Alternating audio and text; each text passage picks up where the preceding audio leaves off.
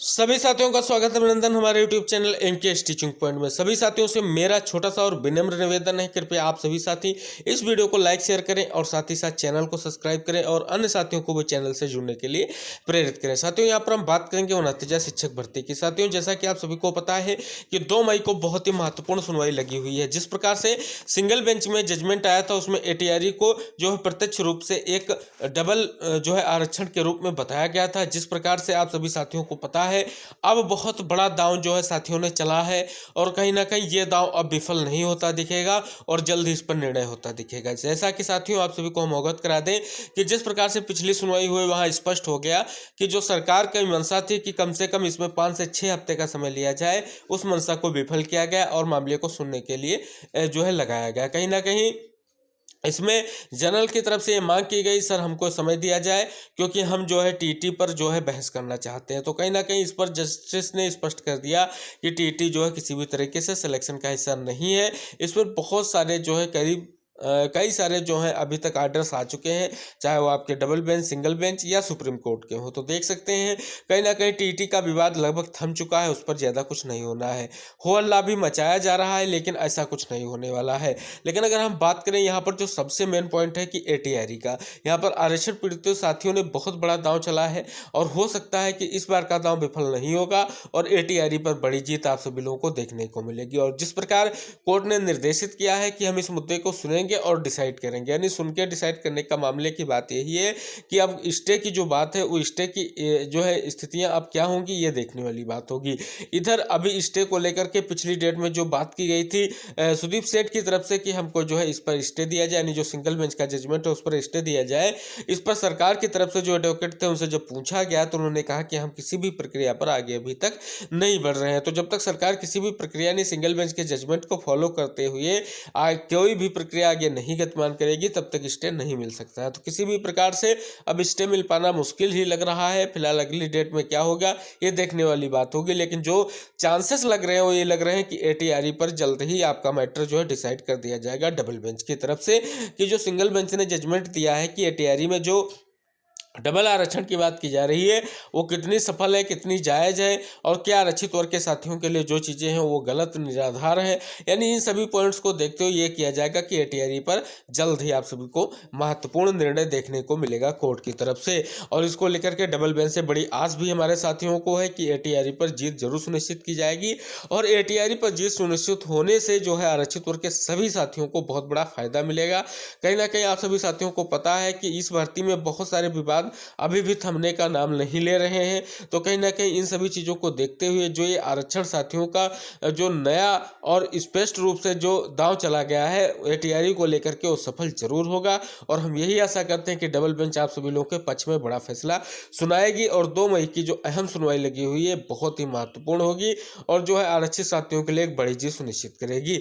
अब साथियों बात करेंगे अब इनका क्या होगा, क्योंकि आप सभी साथियों को पता है कि जिस प्रकार से हमारे आरक्षित साथियों ने ये स्पेशल अपील दाखिल की थी, लोगों का कहना था कि जल्दबाजी में यह अपील दाखिल की गई, लेकिन उन सभी बातों को निराधार किया गया, उन सभी तथ्यों को निराधार साबित हुए और कोर्ट ने इस सुनवाई को यानी इस एसएलपी को एक्सेप्ट किया और सुनवाई के लिए आगे की डेट डिसाइड कर दी। यानी कहीं ना कहीं अब जो मामले में चीज़ें लग रही हैं वो कहीं ना कहीं अब सरकार के विपरीत भी दिख रही हैं, क्योंकि अब जब से बड़ी बात यही है कि जो सरकार जिनको ढाल बना करके आगे का कार्य कर रही थी, जिस हिसाब से आरक्षित वर्ग को ढाल बनाया गया था सिंगल बेंच में, आप सभी लोगों को पता है वो अब कार्य नहीं हो पाएगा डबल बेंच में, क्योंकि सरकार के पास अब वैकल्पिक हल क्या है ये सबसे बड़ी बात तलाशनी पड़ेगी। क्योंकि इधर आप सभी लोगों को पता है एटीआरई पर जरूर ये सुनिश्चित होगी हमारे आरक्षित वर्ग के साथियों को किसी भी तरीके से कुछ नुकसान नहीं होगा, लेकिन जो आरक्षित वर्ग के साथी कह रहे हैं कि एटीआरई पर हम उसको डिफेंड करेंगे, साथ ही साथ टीटी पर जो है जी सुनिश्चित करेंगे, तो अब ऐसा कुछ नहीं होने जा रहा है।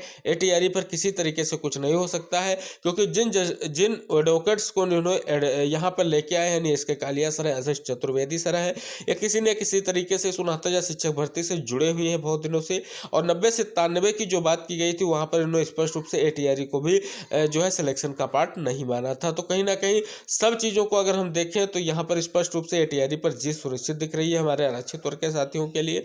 अब क्या होगा ये देखने वाली बात होगी। फिलहाल आपको कमजोर नहीं रहना है, सावधान रहने की जरूरत है, क्योंकि जीत आपकी सुनिश्चित है। लेकिन किसी बड़े दांव को भी आपको फेल करना है, क्योंकि जो अनारक्षित वर्ग के लोग हैं वो किसी भी तरीके से आपको खिलाफ जाने को लेकर के नई नई तैयारियां कर रहे हैं, और इसको लेकर के उन्होंने बहुत सारा प्रयास भी किया है। और डबल बेंच वो चाहते हैं कि एटीआरई पर जो सिंगल बेंच का जजमेंट है वो बरकरार रहे, और साथ ही साथ टेट का भी जजमेंट यहाँ पर लागू हो जाए, जो किसी भी तरीके से न्याय संगत नहीं है, ना तो किसी भी तरीके से आरक्षण नियमावली के अनुसार संगत है। और ये कहीं ना कहीं हमारे आरक्षित वर्ग के साथियों के लिए बहुत ही विचारणीय विषय है, और इस पर जो है बहुत सावधानी से आगे बढ़ना पड़ेगा, जिससे जल्द ही निर्णय प्राप्त हो सके। तो कहीं ना कहीं ये बहुत ही महत्वपूर्ण विषय है, और डबल बेंच इस पर सुनवाई करके जो है जस्ट जजमेंट करेगी। अगर हम बात करें यहाँ पर, तो आप सभी लोगों को पता भी है कि जस्टिस राजा राय सर इस बेंच से जुड़े हुए हैं, और जो कहीं ना कहीं आपकी इस भर्ती से बहुत पहले से जुड़े हुए हैं। बहुत सारी बार इन्होंने सिंगल बेंच में इस मैटर को सुना भी है, और मामले में कई सारे आर्डर भी इनके हैं। तो कहीं ना कहीं वो इस जो भर्ती प्रक्रिया से बहुत ही अच्छे ढंग से जो है जुड़े हुए हैं, और वो किसी तरीके से अन्याय नहीं होगा। अब जो है महत्वपूर्ण निर्णय आप सभी को एटीआरई पर देखने को मिलेगा। इधर हम बात करेंगे 6800 लिस्ट, सरकार उदासीन। साथियों, जिस प्रकार से आप सभी साथियों को पता है कि लग रहा था, प्रयास था कि सरकार बाहर के रास्ते पर विकल्प जो है उन पर विचार करेगी, और कहीं ना कहीं 6800 को नियुक्ति मिल जाएगी। लेकिन सरकार की अगर बात करें, तो ना तो माननीय मंत्री जी ने अभी तक बेसिक अधिकारियों से बैठक की, और ना तो अभी बेसिक अधिकारियों से कोई निर्देश सरकार की तरफ से प्राप्त हुआ है। क्योंकि ये मामला जो है अब स्पष्ट रूप से जो है आला अधिकारियों के पास जब जाने पर पता चल रहा है कि जब तक सरकार की तरफ से कोई निर्देश नहीं जारी किया जाएगा, तब तक आगे किसी भी प्रक्रिया पर नहीं बढ़ा जाएगा। क्योंकि सरकार अभी इन मामलों में उलझी हुई है कि हम विधिक राय ले रहे हैं, विधिक राय लेने के बाद क्या निर्णय हो सकता है उस पर जाएंगे। अंततः सरकार के पास विकल्प क्या है? अगर सरकार जो है यहाँ पर स्पष्ट रूप से 67,867 को रिविजिट नहीं करेगी, तो सरकार के पास आगे क्या है, आगे सरकार के पास क्या विकल्प है, ये सब चीज़ें अभी भी जो है कई सारे सवाल खड़े कर रही है। और कहीं ना कहीं अंततः उसी रास्ते पर सरकार को भी आना पड़ेगा, जिस रास्ते पर हमारे आरक्षित वर्ग के साथी धीरे धीरे पहुंचने का प्रयास कर रहे हैं। तो 6800 लिस्ट के साथ सरकार का उदासीन रुख बिल्कुल बरकरार है। जिस प्रकार से 15 से 20 दिनों का मंत्री ने समय मांगा था धरना के समय, उसका सदुपयोग नहीं हो सका है, और कहीं ना कहीं साथियों के लिए बड़ा झटका कहा जाएगा। अब बात करेंगे चयनितों में इधर घमासान मच गया है। कल की अगर हम बात करें, तो यहां पर स्पष्ट रूप से जो है एसएलपी को लेकर के तैयारियां कर ली गई हैं कि स्पेशल अपील जो है 6800 चयनितों की तरफ से भी डाली जाएगी डबल बेंच में। उसका मेन उद्देश्य यही है कि अगर ये मामला जो है सुप्रीम कोर्ट जाता है, और कहीं किसी भी तरीके से अगर साथी नहीं जुड़ेंगे सिंगल बेंच के बाद डबल बेंच से, तो कहीं ना कहीं उनके मुद्दों को या उनके बातों को ना सुना जाए, ये डर सबसे बड़ी बात है। इसको लेकर के जो है कई सारे टीम्स में बंटने का प्रयास किया जा रहा है। कहीं ना कहीं ये घमासान बहुत ही विचारणीय है। अब सभी साथियों को एकजुट होकर के प्रयास करना चाहिए, और 6800 चयनित साथियों की एक लिस्ट डालनी चाहिए, एक एसएलपी डालनी चाहिए, जिससे सभी के मुद्दे को सुना जा सके, और अलग अलग इस मामले में सभी को अलग थलग ना होना पड़े। लेकिन फिलहाल देखने वाली बात होगी, इस पर प्रयास जारी है साथियों का, और कोर्ट के बाहर के भी रास्ते पर प्रयास किया जा रहा है। लेकिन कोर्ट के बाहर के रास्ते पर अगर बात करें, तो अब कोई भी व्यवस्था दिखती नजर नहीं आ रही है। और यह भी डर सता रहा है कि कहीं जो 2 मई की सुनवाई होने जा रही है, उसमें कोई बड़ा निर्णय पारित ना कर दिया जाए। और जो साथी कह रहे थे कि यहाँ पर स्टे की प्रक्रिया होगी, तो स्टे नहीं लग रहा है। अगर स्टे होगा भी, तो भी यहाँ पर 6800 चयनित साथियों को एसएलपी, हमने पहले भी बताया था कि आप सभी लोगों को एक महत्वपूर्ण जो है रवैये के साथ आगे बढ़ना है, और एसएलपी तभी दाखिल करनी है, संयुक्त रूप से दाखिल करनी है, जिससे सभी को इसका लाभ मिल सके। क्योंकि इसमें एक नई चीज़ सामने निकल कर आ रही, लो और हाई मेरिट की, कि हाई मेरिट वाले लोग सोच रहे हैं कि हमारा सिलेक्शन हो जाएगा, और लो मेरिट वाले लोग सोच रहे हैं कि अगर हम यहाँ पे किसी भी तरीके से कोर्ट के आची नहीं बनेंगे, तो कहीं ना कहीं हमारे हितों का जो है ध्यान नहीं रखा जाएगा। तो इन सभी चीज़ों को लेकर के जो मन में शंकाएं हैं, उनको लेकर के चयनितों में घमासान मचा हुआ। कहीं ना कहीं जो उनके टीम लीडर्स हैं, उनमें भी आपसी तालमेल की कमी दिख रही है, और इस कमी का नतीजा यही हो सकता है कि आगे लिस्ट पर बहुत बड़ी जो है प्रयास की जरूरत है, और एक साथ आने की जरूरत है।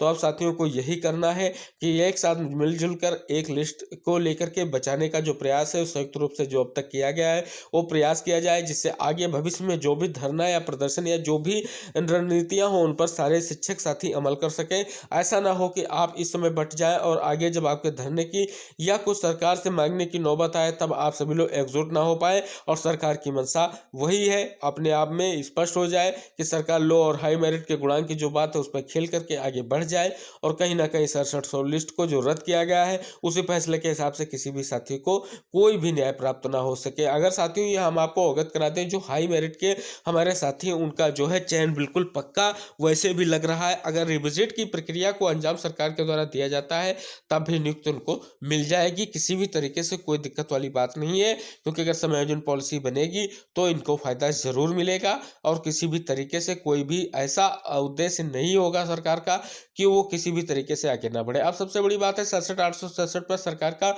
ऐसा रवैया क्यों? साथियों, जिस प्रकार से आप सभी लोगों को पता है, कोर्ट में सरकार की तरफ से कहा जा रहा है हम किसी भी प्रकार की प्रक्रिया पर आगे नहीं बढ़ रहे हैं और इधर विभाग भी इन चीज़ों को लेकर के स्पष्टता जाहिर नहीं कर पा रहा है और सिंगल बेंच जजमेंट कह रहा है कि आप जो है एटीआरई के मानक के अनुसार आप इस लिस्ट को रिविजिट कीजिए। अगर एटीआरई का मामला डिसाइड हो जाता है और फिर से डबल बेंच से आर्डर हो जाता है कि एटीआरई जो है ये सिलेक्शन का पार्ट नहीं मानते हुए, इस पर आरक्षण का प्रोसेस ना मानते हुए फिर से कट ऑफ डिसाइड करके जो है इस लिस्ट को रिविजिट किया जाए, अंततः लिस्ट को रिविजिट किए बगैर कोई भी वैकल्पिक हल सामने निकल कर नहीं आएगा। या तो सरकार इस के खिलाफ जो है डबल बेंच जाए, तो सरकार के पास अंततः दो ही विकल्प हैं, या तो रिविजिट करेगी या डबल बेंच जाएगी। इसके अलावा सरकार के पास कोई विकल्प नहीं है और कहीं ना कहीं रिविजिट की प्रक्रिया को ही अंजाम दिया जाएगा, वो चाहे जब दिया जाए, क्योंकि कोर्ट का कोई भी आर्डर आएगा रिविजिट हुए बगैर इस नाभर्ती में जो भी चीजें हैं वो स्पष्ट नहीं हो पाएंगी। अब उनहत्तर शिक्षक भर्ती में क्या करें, नया क्या करने का जो प्रयास है वो जारी है। साथियों, आप सभी को पता है उधर उत्तर कुंजी के हमारे जो भी साथी हैं वो भी प्रयासरत हैं, उनको भी समय दे दिया गया है कि हम इस मामले को जुलाई में डिसाइड कर देंगे। तब तक जो रिविजिट का आदेश उस पर सरकार अपनी कार्रवाई क्या कर रही है सुनिश्चित हो जाएगी और रिविजिट के बाद ही ये चीज़ें स्पष्ट हो जाएगी क्या जनरल का, क्या ओबीसी, क्या एससी एसटी का क्या कटाव सरकार डिसाइड कर रही है। क्योंकि अब पूरी की पूरी जो लिस्ट है उसमें जो है डिसाइड करके वर्गवार, श्रेणीवार, उप श्रेणी, ये सभी चीज़ें इंगित करनी होंगी और किसमें किसको कहाँ रिलैक्सेशन मिल रहा है, क्या ओवरलैपिंग के आधार है, ये सभी कुछ जारी करना होगा। और सबसे बड़ी बात है 29 शिक्षक भर्ती में जब तक मूल चयन का आधार प्रेजेंट नहीं किया जाएगा तब तक ये भर्तियों में उलझन ऐसे ही बनी रहेगी। तो कहीं ना कहीं ये रिविजिट की प्रक्रिया चाहे जहां भी जाए ये रिविजिट होकर रहेगा। जो सिंगल बेंच ने जजमेंट दिया है इसमें मानक चेंज हो सकते हैं, एटीआरई पर जो जजमेंट आएगा उसको फॉलो किया जा सकता है, यानी मानक चेंज हो सकते हैं, कटाव गुणांक डिसाइड हो सकता है, लेकिन अंततः रिविजिट को सरकार को अंजाम देना पड़ेगा। विदाउट रिविजिट किए हुए इस भर्ती का जो है नहीं हो सकता है, ये सबसे बड़ी बात है। ये 69,000 शिक्षक भर्ती में सबसे बड़ी बात है। अगर भर्ती को बचाना है तो कहीं ना कहीं चीज़ें स्पष्ट करनी पड़ेगी। अगर चीज़ें स्पष्ट नहीं होती हैं तो मामले में ऐसे ही दिक्कतें पैदा रहेंगी, अभ्यर्थी इधर से उधर जाते रहेंगे और कोई भी महत्वपूर्ण निर्णय नहीं मिल सकेगा। अब सरकार क्या करेगी? सरकार जिस प्रकार से हमने आपको अवगत कराया था, कहीं सरकार का ऐसा रुख तो नहीं है जो धरने को रोक करके चुनाव में फंसाने का प्रयास किया जा रहा। अंततः वही बात सामने निकल कर आई है, क्योंकि सरकार की तरफ से अभी ठोस कदम नहीं उठाया गया है और ना ही माननीय मंत्री जी की तरफ से कोई भी निर्देश विभाग को जारी किया गया है। तो स्पष्ट रूप से यही चीज लग रही है कि भर्ती को लटकाने का सिर्फ और सिर्फ मकसद है सरकार का, कोई डिसाइडमेंट नहीं कर रही है। क्योंकि आप सभी को पता है 13 मार्च का जजमेंट आने के बाद अगर सरकार चाहती तो अब तक रिविजिट की प्रक्रिया को अंजाम दिया जा सकता था। अब इस 3 महीने के बाद सरकार क्या सदुपयोग करेगी या इन चीज़ों का दुरुपयोग करेगी, ये सबसे बड़ी बात देखने वाली होगी। इधर अभी भी बहुत सारे असमंजस, बहुत सारे आपके प्रश्न और आपके जिज्ञासाएं हैं जो कहीं ना कहीं अभी भी नहीं विश्लेषित हो पा रही हैं, नहीं उनका आप सभी लोगों को उत्तर मिल पा रहा है। उसका यही कारण है कि मुद्दों का उलझना है और उलझे हुए मुद्दों पर आगे जो आपकी स्थितियां क्या होंगी, डर भी आप सभी लोगों के मन में है कि अगर कहीं ऐसा हो जाता है तो कब क्या होगा, यानी अगर कहीं कोर्ट में स्टे हो जाता है तब 6800 के लिए क्या होगा, अगर एटीआरई पर जजमेंट आता है तब स्टे तब क्या होगा। तो इन सभी चीज़ों के लिए जो कोर्ट का आदेश होगा वो बहुत मायने रखेगा। तो 2 की जो सुनवाई लगी हुई है उससे चीज़ें स्पष्ट हो जाएंगी। तो साथियों, ये कुछ महत्वपूर्ण चीज़ें थी जिन पर हमने डिस्कस किया है। आशा करेंगे आप वीडियो को लाइक से जरूर करेंगे। चलिए अब बात करते हैं अगली महत्वपूर्ण खबर की, जिसमें कुछ शिक्षक भर्तियों से संबंधित महत्वपूर्ण चीजें सामने निकल कर आई है। इसमें यूपीपीएससी की तरफ से बहुत बड़ी खबर सामने निकल कर आ रही है कि 2 माह में 3000 पदों पर जो है भर्ती प्रक्रिया को शुरू करने का निर्देश दिया गया है। स्पष्ट रूप से आप सभी धांधली देख सकते हैं कि उत्तर प्रदेश लोक सेवा आयोग अगले 2 माह में 3055 पदों पर भर्ती प्रक्रिया शुरू करने जा रहा है। ये पद विभिन्न विभागों के हैं और आयोग मई व जून में इन सभी पदों पर भर्ती के लिए विज्ञापन जारी कर देगा।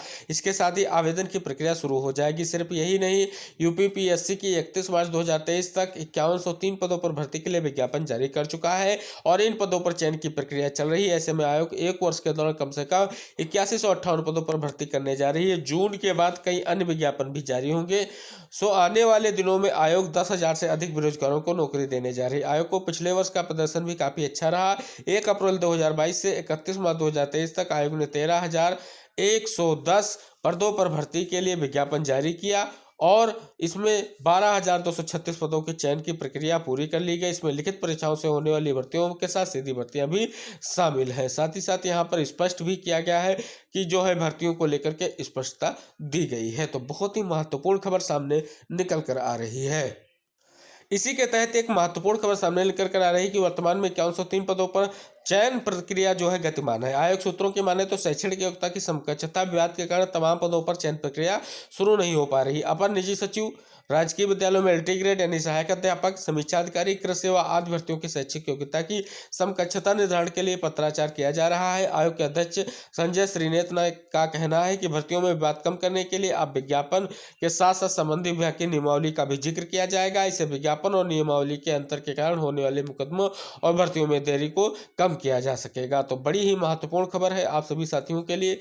ये समकक्षता की जो बात है आपकी स्पेशल शिक्षक भर्ती में जो आपकी एलटी ग्रेड होने जा रही थी उसको लेकर के, तो अब ये बहुत ही महत्वपूर्ण विषय है। साथ ही साथ लिखा गया है कि ओटीआर करा लें वरना नहीं कर सकेंगे आवेदन। ये बहुत ही महत्वपूर्ण है। उत्तर प्रदेश लोक सेवा आयोग की भर्तियों में आवेदन के इच्छुक अभ्यर्थी जो है वन टाइम रजिस्ट्रेशन यानी करा लें। आयोग ने 1 अप्रैल से सभी भर्तियों में आवेदन ओटीआर जो है अनिवार्य कर दिया है। बहुत ही महत्वपूर्ण विषय, इलाहाबाद हाईकोर्ट ने राज्य सरकार से पूछा कि उच्चतर शिक्षा सेवा चयन आयोग के खाली पदों को भरेगी या कोई वैकल्पिक व्यवस्था करेगी। 9,007 सहायक प्रोफेसर पद की भर्ती मामले में सुनवाई के दौरान यह आदेश न्यायमूर्ति अजीत कुमार ने दिया है। अगली सुनवाई 2 मई को होगी। महेंद्र सिंह व अन्य की याचिका पर उच्चतर शिक्षा सेवा चयन आयोग और राज्य सरकार की ओर से कहा गया कि आयोग के अध्यक्ष का एक सदस्य का पद खाली है। कोरम न पूरा होने के कारण चयन प्रक्रिया पूरी नहीं हो पा रही है। सरकार इस दिशा में कार्य कर रही है। याचिका का कहना है कि आयोग की नियमावली 1983 नियम 3 का खंड 3 के अनुसार आयोग के 2 सदस्यों से कोरम पूरा माना जाएगा और खंड 4 के अनुसार चेयरमैन की अनुपस्थिति में वरिष्ठ सदस्य द्वारा बैठक की अध्यक्षता करने की व्यवस्था। ऐसे प्रावधान के बाद भी कोरम पूरा न होने के नाम पर लिखित परीक्षा और साक्षात्कार न कराना मनमानी है। कहा गया कि लिखित परीक्षा न कराया जाना 90,000 अभ्यर्थियों के भविष्य खिलवाड़ है और जीविका के आधार का हनन है। तो बड़ी कार्रवाई की गई है कोर्ट की तरफ से। अब सरकार इस पर क्या विचार करेगी ये देखने वाली बात है। महत्वपूर्ण खबर, इलाहाबाद हाईकोर्ट की लखनऊ खंडपीठ ने सिंचाई विभाग में कराई गई जिलेदारी क्वालिफाइंग परीक्षा 2018 की चयन सूची रद्द करने के राज्य सरकार के निर्णय को सही ठहराया है। न्यायमूर्ति दिनेश कुमार सिंह की एकल पीठ ने सरकार को 60 दिन में सही तरीके से परीक्षा कराकर नई चयन सूची जारी करने का आदेश दिया। साथ ही देशराज सिंह एवं अन्य रिट की याचिका को खारिज कर दिया। याचियों ने राज्य सरकार के द्वारा जिलेदारी क्वालिफाइंग परीक्षा की चयन सूची को रद्द करने के आदेश को चुनौती दी थी। कोर्ट ने आदेश में कहा कि किन अभ्यर्थियों ने सफल होने के लिए गलत तरीका अपनाया और किन अभ्यर्थियों ने नहीं, यह पता करना संभव नहीं। ऐसे में सरकार ने चयन सूची रद्द करने का जो निर्णय लिया है उसे गलत नहीं कहा जा सकता। कोर्ट ने सही तरीके से परीक्षा कराने के लिए 5 उच्चाधिकारियों की कमेटी भी गठित कर दी है। सिंचाई विभाग के 2 विशेष सचिवों को बतौर पर्यवेक्षक तैनात करने की बात कही है। गौरतलब है कि परीक्षार्थियों ने चयन सूची में गड़बड़ी होने के खिलाफ शिकायत की थी। सरकार ने इसकी जांच कराई और गड़बड़ी मिलने पर चयन सूची रद्द कर दी थी। इस मामले में चयन समिति के लोगों पर कार्रवाई भी की गई थी। तो देख सकते हैं बड़ी महत्वपूर्ण खबर है कि चयन सूची को किस प्रकार से रद्द किया गया और उसको इलाहाबाद हाईकोर्ट की लखनऊ खंडपीठ ने भी सही ठहराया है। एसएससी की तरफ से आप सभी लोगों को पता है कि सीजीएल 2022 भर्ती अब जो है 36,000 पदों पर होगी। एसएससी की ओर से इस साल फरवरी के पहले सप्ताह में संभावित पदों की संख्या 37,409 जारी की गई थी, लेकिन बुधवार को जारी रिक्तियों की अंतिम संख्या घटकर 36,012 हो गई। पूर्व की तुलना में अब 1397 पद कम हो गए हैं। एसएससी के इतिहास में पहले कभी सीजीएल में इतने अधिक पदों पर भर्ती नहीं हुई है। इसकी टियर 2 की परीक्षा 2 से 7 मार्च तक कराई जा चुकी है और अब सफल अभ्यर्थियों से 5 मई तक विकल्प मांगे गए हैं। तो बड़ी ही महत्वपूर्ण खबर है आप सभी साथियों के लिए। जो भी सीजीएल परीक्षा में बैठे थे उनके लिए बहुत ही विषयवार और यहाँ पर स्पष्ट रूप से जो भर्ती हैं किस प्रकार से की जाएंगी, कितने पद कहाँ पे हैं, सब कुछ यहाँ पर स्पष्ट किया गया है। महत्वपूर्ण विषय सामने निकल कर आ रहा है कि कस्तूरबा गांधी विद्यालयों में अब सिर्फ महिला शिक्षक कर्मचारी ही तैनात किए जाएंगे। शिक्षा मंत्रालय के निर्देश के इस शासन ने सत्र 2023-24 से इसे अपने यहाँ लागू करने का आदेश जारी कर दिया है। इसके तहत अब संविदा पूर्व शिक्षक कर्मचारियों को नए सत्र में नवीनीकरण नहीं किया जाएगा। पूर्व में यहाँ बड़ी संख्या में पूर्व शिक्षकों को यहाँ से हटाया गया था। शिक्षा मंत्रालय की ओर से समग्र शिक्षा अभियान का राष्ट्रीय शिक्षा नीति 2020 के तहत पुनर्गठन किया जा रहा है। इसके लेकर के जारी निर्देश में कहा गया है कि कस्तूरबा गांधी बालिका विद्यालयों की सुरक्षा को लेकर के महिला शिक्षक व शिक्षकोत्तर कर्मचारियों की तैनाती की जाएगी। इसी क्रम में बेसिक शिक्षा अपर मुख्य सचिव दीपक कुमार ने सभी जिला अधिकारियों को निर्देश जारी किया है। उन्होंने कहा कि नए सत्र में इन विद्यालयों में केवल महिला कर्मचारियों का ही नवीनीकरण व खाली पदों पर महिला अभ्यर्थियों का चयन किया जाएगा। और वर्तमान में प्रदेश के 868 विद्यालयों में काफी संख्या में पुरुष कर्मचारी संविदा पर काम कर रहे हैं। इसमें शिक्षक, चपरासी, चौकीदार, रसोइया शामिल है। आदेश के बाद उन पर छटनी की तलवार लटक गई है। इनकी संख्या 3000 है। तो देख सकते हैं बड़ा फैसला लिया गया है। महत्वपूर्ण खबर सामने निकल कर आ रही है कि बेसिक शिक्षा विभाग के विद्यालयों के शिक्षकों की वरिष्ठता और जिले के अंदर तबादला प्रक्रिया को लेकर के मामला सुलझने की जगह उलझता ही जा रहा है। इसे लेकर के विभाग में कटघरे में विभाग में शुक्रवार से जिले के अंदर तबादला से जुड़ी प्रक्रिया शुरू होनी है। दूसरी तरफ विभाग ने शिक्षकों के मानव संपदा पोर्टल पर डाटा अपडेट करने के लिए 3 मई की तिथि तय कर दी है। विभाग की ओर से पूर्व में जारी सूचना के अनुसार शिक्षकों के जिले के अंदर तबादले की समय सारणी के अनुसार 28 अप्रैल को एनआईसी की ओर से इसका पोर्टल लाइव किया जाएगा।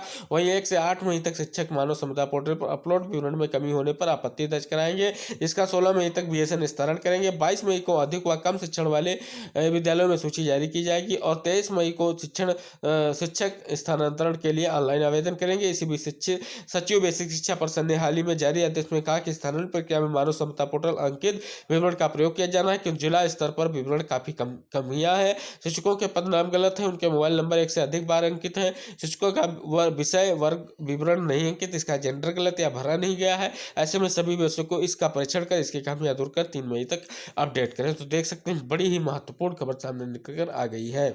अगले वर्ष देख सकते हैं कि बोर्ड की परीक्षाएं फरवरी में। कोरोना संक्रमण काल की वजह से पटरी से उतरा माध्यमिक शिक्षा का शैक्षणिक सत्र इस साल पटरी पर आ गया है। विभाग ने सिर्फ रिकॉर्ड्स में परीक्षा फल दिया बल्कि 2 साल से पटरी पर उतरे सत्रों में नियमित किया। वही अगले साल भी फरवरी में बोर्ड परीक्षा आयोजित करने और अप्रैल में ही परिणाम देने का भी लक्ष्य जो है रखा गया है।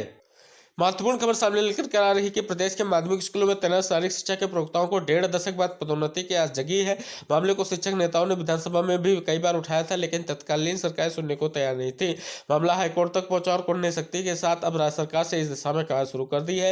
इसके तहत माध्यमिक शिक्षा के सभी संयुक्त निदेशकों ने उसके कार्यक्षेत्र में आने वाले सभी राजकीय एवं अशासकीय सहायता प्राप्त माध्यमिक विद्यालयों में शारीरिक शिक्षा के प्रवक्ताओं की रिक्तियों की जानकारी मांगी गई है। साथ ही शारीरिक शिक्षा के शिक्षकों की संख्या और उनकी नियुक्ति या तैनाती किस स्थिति से इसका भी विस्तृत ब्यौरा जो है तलब किया गया है। प्रदेश भर में शारीरिक शिक्षा के शिक्षकों की संख्या करीब 21,000 है जबकि इतने ही पद रिक्त भी हैं। 15 से 18 वर्ष पूर्व जो नियुक्त हुए उन्हें अब तक एक पदोन्नति भी नसीब नहीं हुई है। तो बड़ी ही महत्वपूर्ण खबर सामने निकल कर आ रही है।